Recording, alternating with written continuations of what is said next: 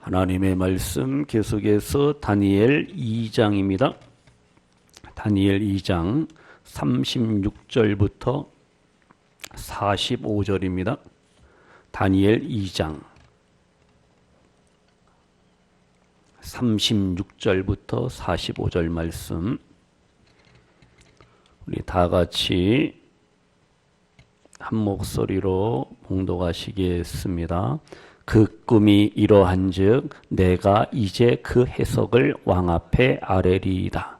왕이여, 왕은 여러 왕들 중에 왕이시라. 하늘의 하나님이 나라와 권세와 능력과 영광을 왕에게 주셨고 사람들과 들짐승과 공중의 새들 어느 곳에 있는 것을 막론하고 그것들을 왕의 손에 넘기사 다 다스리게 하셨으니 왕은 곧 그 금머리니이다. 왕을 뒤이어 왕보다 못한 다른 나라가 일어날 것이요 셋째로 또 녹 같은 나라가 일어나서 온 세계를 다스릴 것이며 넷째 나라는 강하기가 새 같으리니 새는 모든 물건을 부서뜨리고 이기는 것이라. 새가 모든 것을 부수는 것 같이 그 나라가 문나라를 부서뜨리고 찌을 것이며 왕께서 그 발과 발가락이 얼마는 토기장이의 진흙이요 얼마는 쇠인 것을 보셨은즉 그 나라가 나누일 것이며 왕께서 쇠와 진흙이 섞인 것을 보셨은즉 그 나라가 쇠 같은 든든함이 있을 것이나 그 발가락이 얼마는 쇠요 얼마는 진흙인즉 그 나라가 얼마는 든든하고 얼마는 부서질 만한 것이며 왕께서 쇠와 진흙이 섞인 것을 보셨은즉 그들이 다른 민족과 서로 섞일 것이나 그들이 피차에 합하지 아니함이 쇠와 진흙이 합하지 않음과 같으리이다. 이 여러 왕들의 시대에 하늘의 하나님이 한 나라를 세우시리니 이것은 영원히 망하지도 아니할 것이요 그 국권이 다른 백성에게로 돌아가지도 아니할 것이요 도리어 이 모든 나라를 쳐서 멸망시키고 영원히 설 것이라. 손대지 아니한 돌이 산에서 나와서 쇠와 녹과 진흙과 은과 금을 부서뜨린 것을 왕께서 보신 것은 크신 하나님이 장래일을 왕께 알게 하신 것이라. 이 꿈은 참되고 이 해석은 확실하니이다 하니. 아멘. 이 시간은 세상 나라와 하나님의 나라라는 제목으로도 함께 은혜 나누기를 원합니다.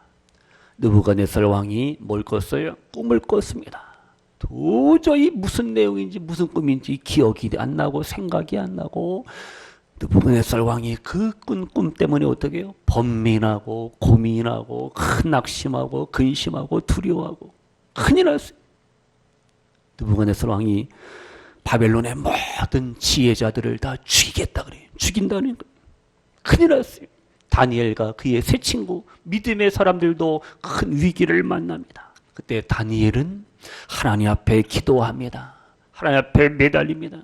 하나님의 지혜와 능력을 힘입어서 이제 다니엘이 느부갓네살 왕의 그 엄청난 꿈의 비밀들을 이제 설명하고 해석을 해주게 되죠.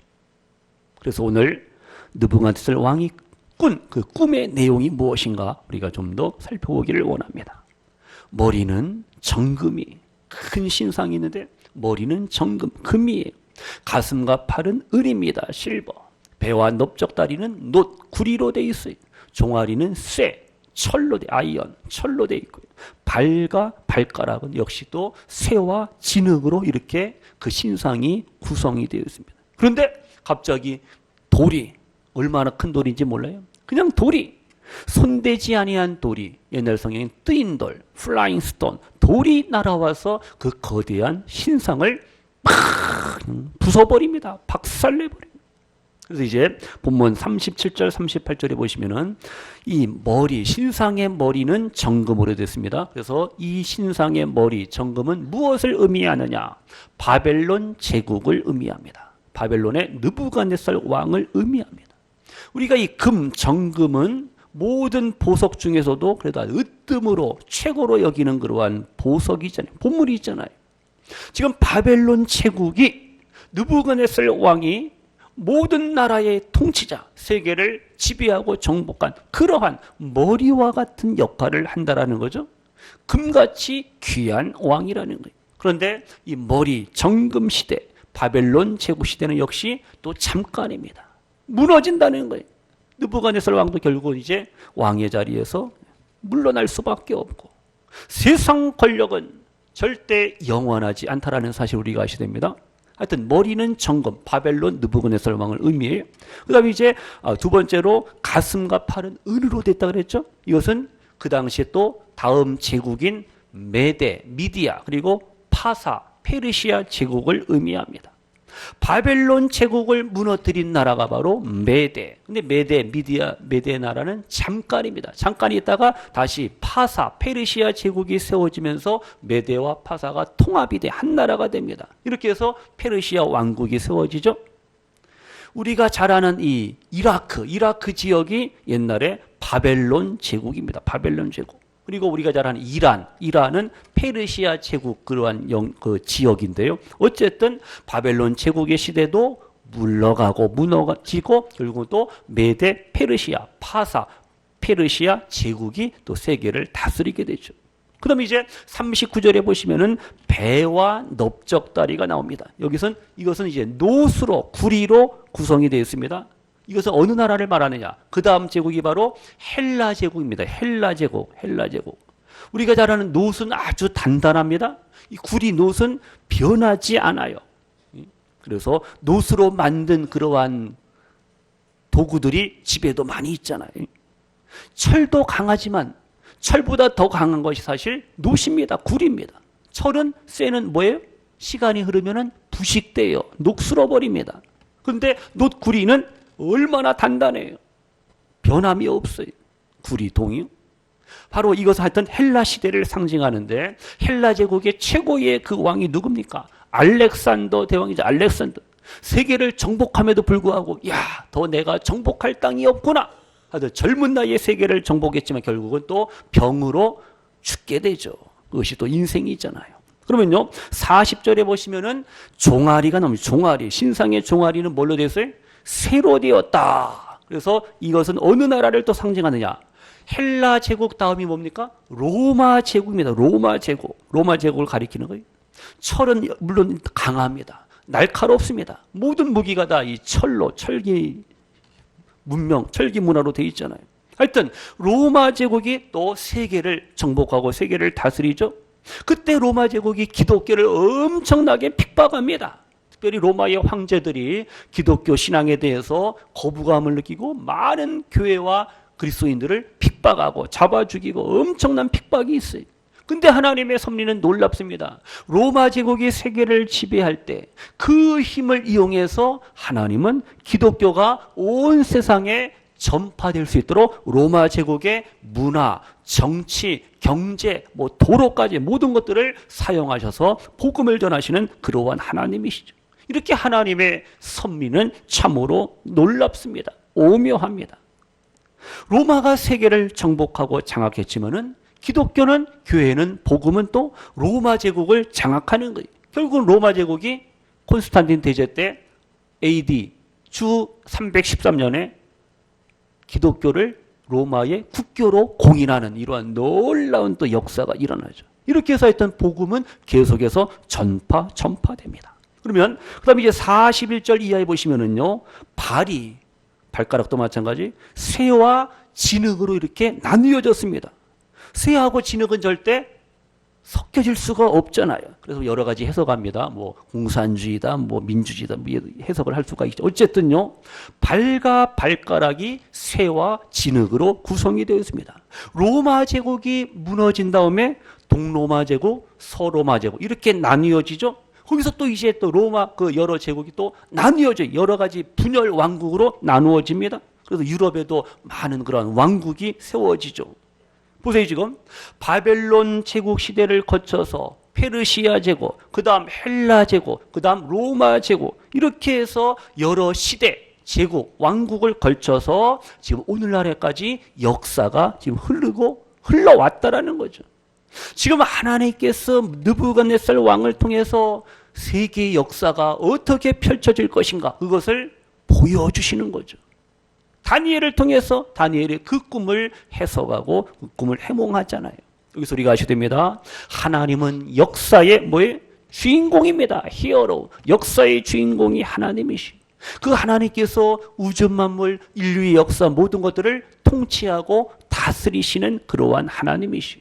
이걸 기억을 하시면서요. 그러면 이제 다시 34절 35절을 보시기 바랍니다. 본문 2장 34절 35절이요. 다 같이요. 시작.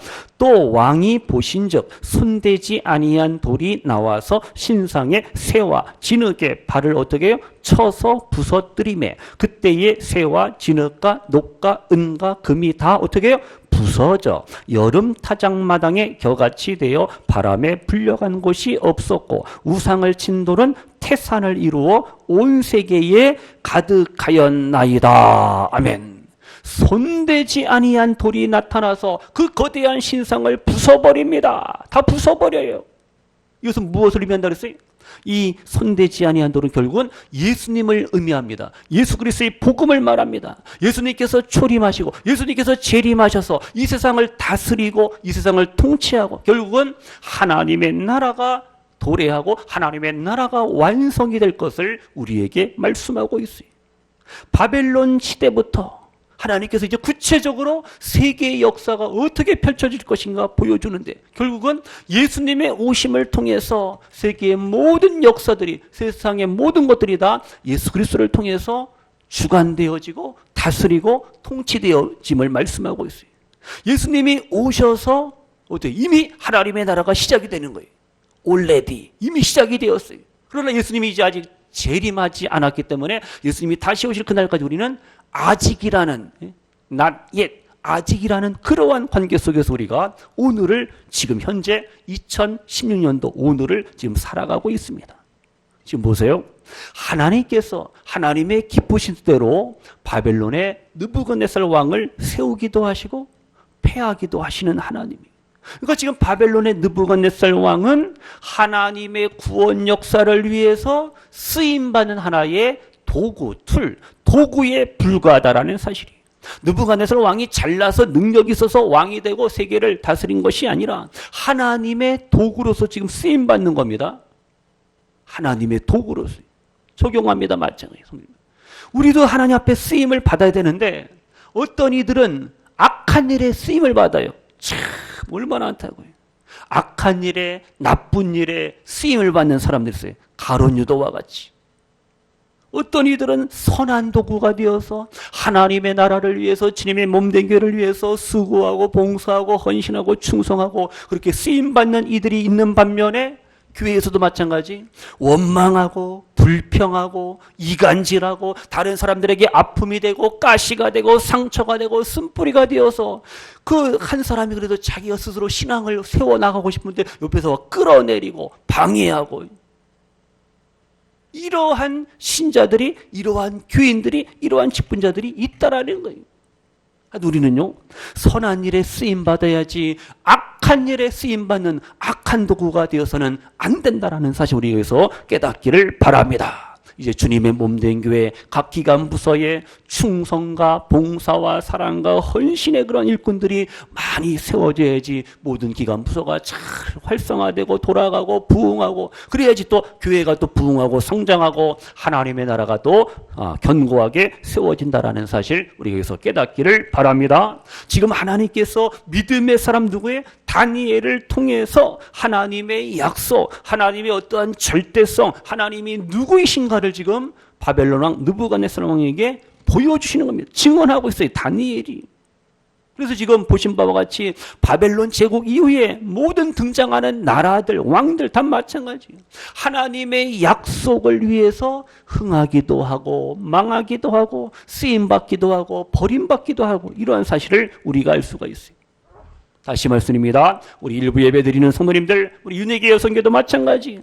하나님의 나라를 위해서 귀하게 쓰임받으시는 우리 윤회계 여성교, 우리 성도님들, 일부 예배 드리시는 모든 분들 되시기를 축복합니다.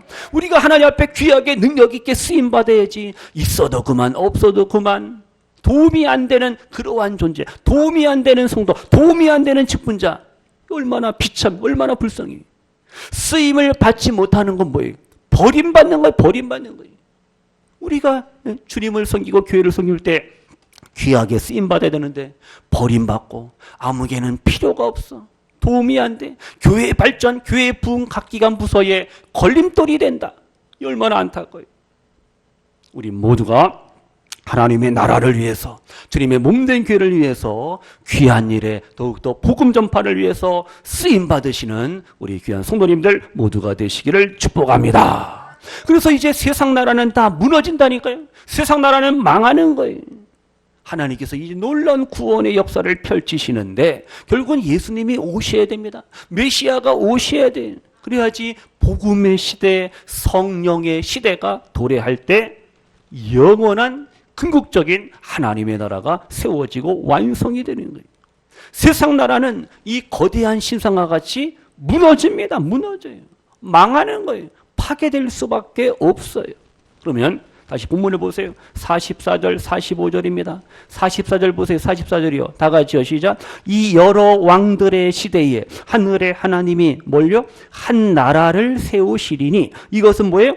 영원히 망하지도 아니할 것이요. 그 국권이 다른 백성에게로 돌아가지도 아니할 것이요. 도리어 이 모든 나라를 쳐서 멸망시키고 영원히 설 것이라. 45절이요. 손대지 아니한 돌이 산에서 나와서 새와 녹과 진흙과 은과 금을 부서뜨린 것을 왕께서 보신 것은 크신 하나님이 장래일을 왕께 알게 하신 것이라. 이 꿈은 참되고 이 해석은 확실하니이다 하니. 아멘. 지금 44절에서 하나님께서 어떻게 해요? 다니엘을 통해서 말씀하십니다. 하나님께서 한 나라를 네이션, 한 나라를 세우신다는 거예요. 근데 이 나라는 영원히 망하지 아니한다 그랬죠? 지금 44절에 그 나라의 특징이 나와요. 첫 번째, 영원히 망하지 않습니다. 예수 그리스도의 나라는 절대 망할 수가 없어요. 부도날 수가 없는 거죠. 하나님의 나라가 망하고 부도난다. 아닌데 말이 안 되는 거예요. 하나님의 나라는 영원히. 그 다음 두 번째, 그 국권이 다른 백성에게로 돌아가지 아니할 것이다. 어떤 불신앙의 세력도 하나님 나라의 주권을 빼앗아갈 수가 없어요. 우리가 하나님 나라의 백성인데 악한 원수마귀의 사단의 세력들이, 안 믿는 불신 영혼들이, 이방 나라 이방 민족들이 교회를, 성도들을, 하나님의 백성들을 넘보고 넘어뜨리고 쓰러뜨리고 망하게 할 수가 없다라는 거예요. 하나님께서 지켜주시고 하나님께서 보호하시고 하나님께서 승리케 하신다라는 사실 믿으시기를 바랍니다. 그래서 지금 44절에 하나님의 나라의 특징이 뭐예요? 세 번째로는 모든 나라를, 세상의 모든 나라를 쳐서 멸하시겠다 말씀하고 있어요. 느부갓네살 왕이 꾼 꿈과 같이 세상 나라, 세상 제국, 바벨론 제국, 페르시아 제국, 헬라 제국, 로마 제국 어떻게 해요? 망했잖아요. 무너질 수밖에 없어요. 그러나 하나님의 나라는 어떻게 해요? 영원히, forever, 영원히 설 것이다. 영원한 하나님의 나라가 됨을 우리에게 말씀하고 있어요. 그래서 이 하나님의 나라는 예수님이 통치하고 예수님이 다스리시는 그러한 나라를 의미합니다. 그래서 세상 나라는 영원할 수가 없지만은 하나님의 나라는 영원 불변하다라는 사실을 아셔야 됩니다. 세상 나라의 주권은 바뀌는 거예요. 권력도 다 바뀌잖아요. 그러나 하나님 나라의 주권, 하나님 나라의 권세는 절대 영원 불변함을 우리가 아셔야 됩니다. 이제 말씀 정리합니다. 보세요. 마지막 때에 예수님께서 재림하시면 하나님의 나라가 세상의 모든 나라를 멸망시킨다는 거예요.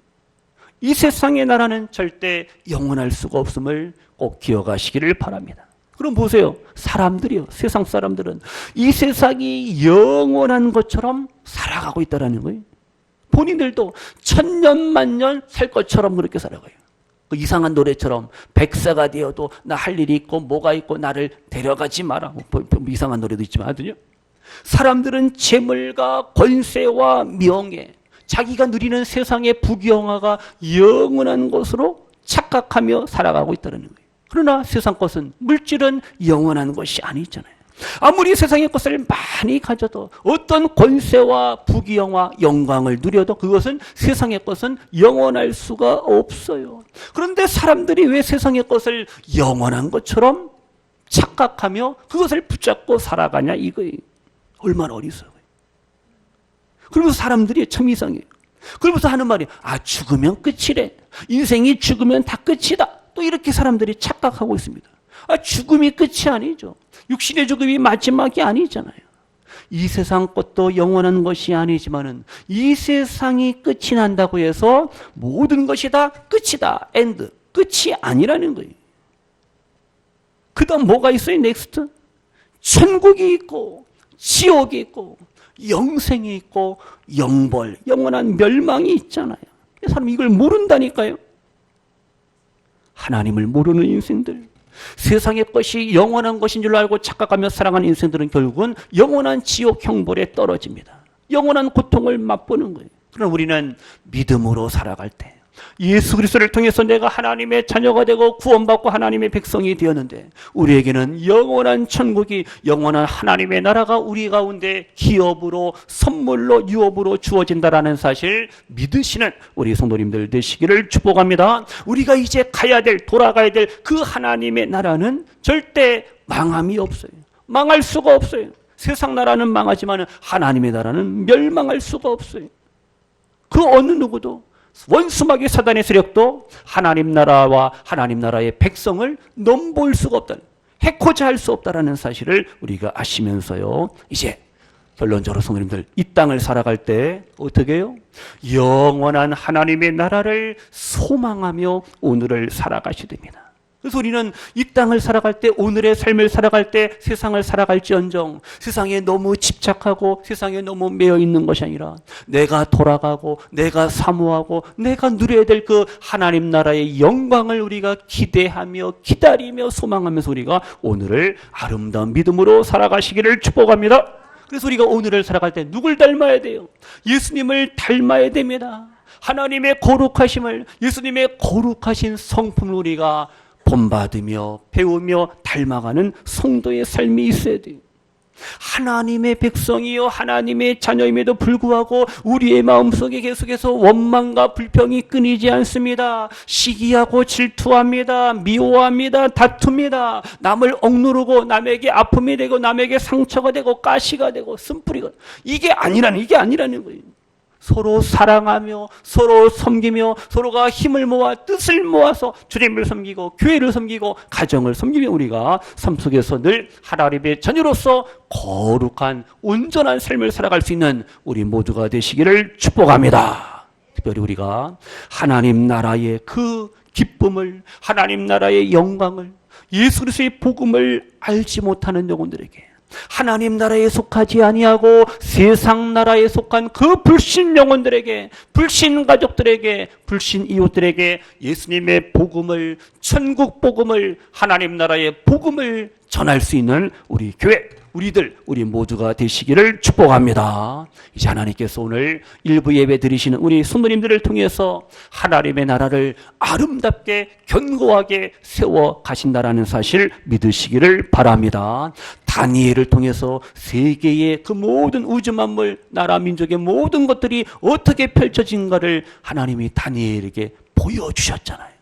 오늘 일부 예배 드리는 우리 성도님들의 하나님께서 우리들의 미래와 우리들의 장래와 하나님의 나라가 나를 통해서 어떻게 이루어지고 어떻게 펼쳐질 것인가를 기대하시기 바랍니다. 기대하시고 소망하시면서 사모하시면서 이제 이왕 우리가 신앙생활하고 하나님을 믿을 바에야 하나님 나라, 하나님의 영광을 위해서, 예수님의 복음을 위해서 작년보다, 이전보다, 오늘 이후로 더 하나님의 뜻에 합당한 삶을 살아가며 하나님 앞에 더 귀하게 쓰임받으시는 우리 성도님들 되시기를 축복합니다. 하나님께서 우리 성도님들의 삶을, 가정을, 부모, 형제, 자녀, 손들을 주님의 몸된 교회 다 마찬가지 우리의 모든 것을 하나님께서 도우시고 인도하시고 함께 하신다라는 사실 믿으시기를 바랍니다. 하나님을 의지하세요. 하나님을 신뢰하세요. 하나님을 사랑하세요. 말씀에 순종하시면서 오늘을 살아가시는 우리 성도님들 되시기를 축복합니다.